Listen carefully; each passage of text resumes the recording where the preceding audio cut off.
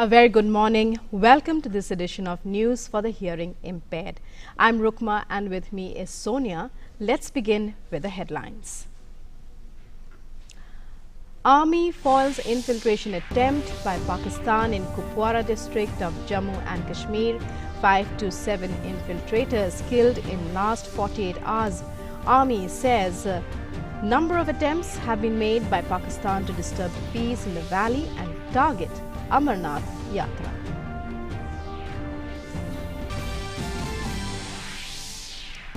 Raksha Mantri Rajnath Singh says modernization of the armed forces is top priority of the government. Also says indigenization will be encouraged and defense sector will play a key role in making the country a $5 trillion economy.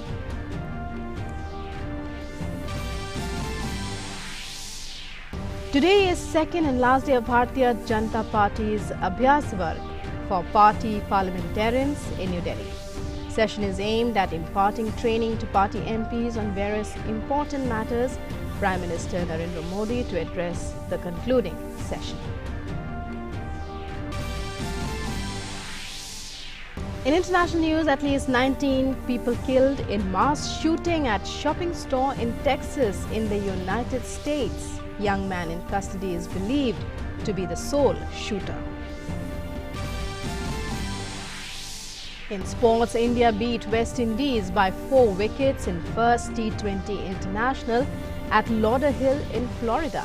Navdeep Saini claims 3 wickets in his T20 International debut.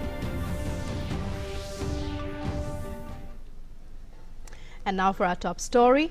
In Jammu and Kashmir, the Indian Army foiled an infiltration attack by Pakistan's Border Action Team on a forward post along the LOC in Kiran sector, killing 5 to 7 intruders.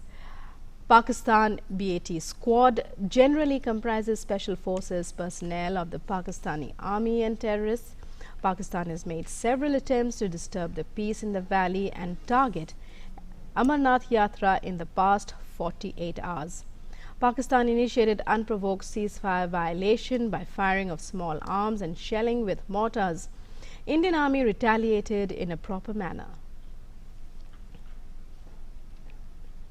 Jammu and Kashmir Governor Satyapal Malik today said that the security situation in the state developed in a manner which required immediate action.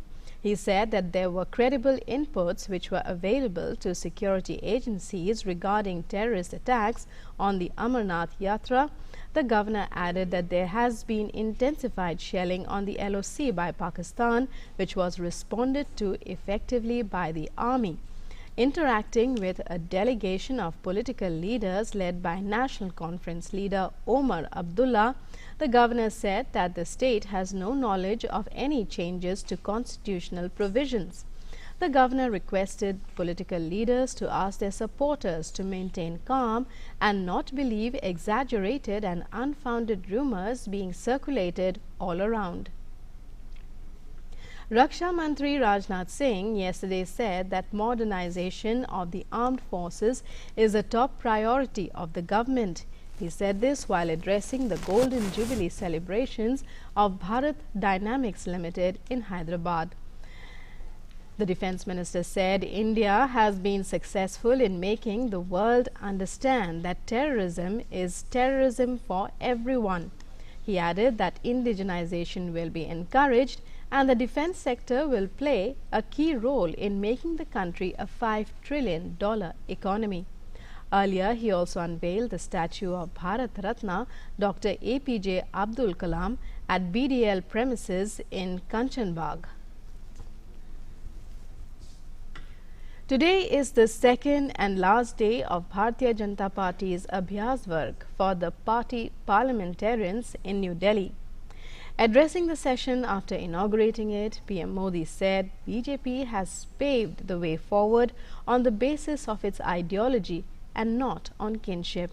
He urged party MPs to remain active as ground workers even after becoming ministers or legislators and stressed that MPs must always be learning like students.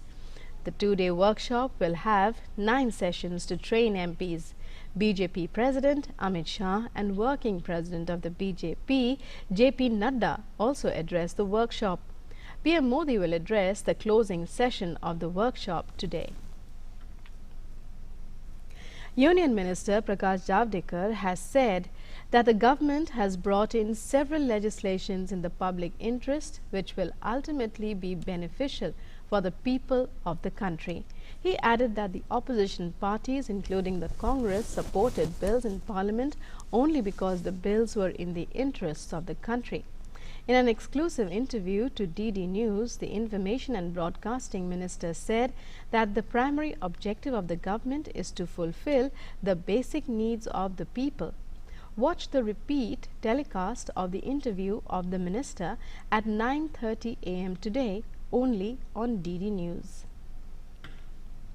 President Ramnath Kovind today returned following a successful three-nation visit to Benin, Gambia and Guinea. Yesterday, the President addressed the Indian community in Conakry in Guinea.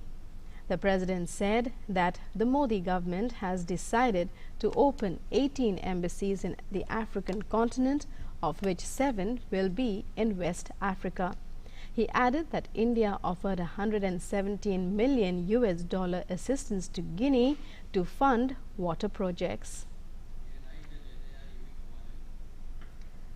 In the U.S., at least 19 people were killed in a shooting at an El Paso shopping center. The massacre occurred near the Cielo Vista Mall in El Paso in Texas, a few miles from the U.S.-Mexico border. At least 22 people, including children, are being treated at local hospitals. Police say a young white man is in custody and is believed to be the sole shooter. U.S. President Donald Trump termed the shooting as terrible. He also pledged total support of the federal government for the victims. Hong Kong has witnessed 2 months of huge rallies triggered by a proposed bill allowing people to be extradited to stand trial in mainland China. The protests have grown increasingly violent since June, with police accused of excessive force and failing to protect protesters from suspected gang attacks. Yesterday too, police and protesters had a confrontation in the busy shopping district of Tsim Sha Tsui. While the government has since suspended the legislation, protesters have pressed on with 5 major demands: Chief Executive Carrie Lam's resignation, independent inquiry into police tactics, amnesty for those arrested, a permanent withdrawal of the bill, and the right to elect their own leaders. South Korean Prime Minister Lee Nak-yeon has condemned Japan in an emergency cabinet meeting, which took place yesterday, as a trade row between the two countries escalates. Japan on Friday removed South Korea from a favored trading nations list. It had, however, stressed that the decision has been taken for national security reasons and it was not intended to harm ties. South Korea has said that it may consider revoking a military information sharing pact as a countermeasure. Meanwhile, hundreds of South Koreans held a candlelight rally yesterday to protest against Japan's decision. They held up placards reading "No Abe" and condemned Japan's latest moves.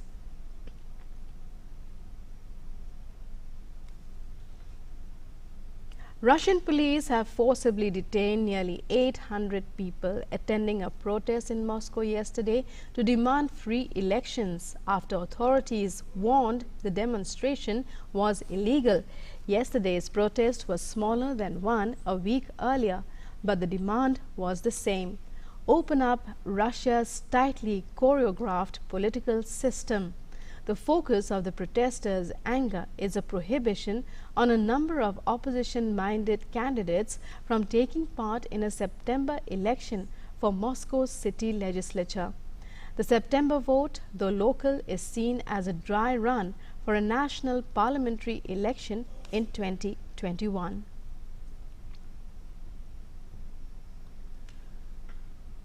Residents in northwest Syria expressed relief at the ceasefire in the rebel enclave, which began on Thursday night. The ceasefire comes after a 3-month-long army offensive that killed hundreds and uprooted several.